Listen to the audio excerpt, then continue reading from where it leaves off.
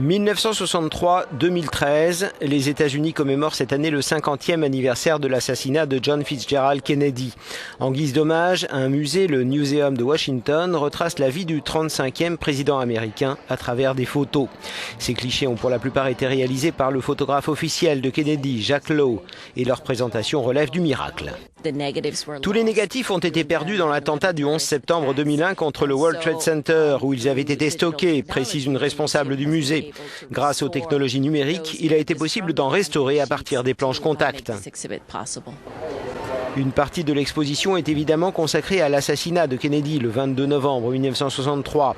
On peut notamment y voir des vêtements portés par l'assassin Lee Harvey Oswald, assassin présumé selon ceux qui doutent des résultats de l'enquête officielle, et bien sûr des journaux annonçant la dramatique nouvelle. Je ne pense pas que Kennedy ait pu imaginer qu'il risquait d'être assassiné, commente ce jeune visiteur. Il ne pouvait pas imaginer que quiconque lui en veuille. On le voit souriant, heureux, et tout à coup quelqu'un le tue.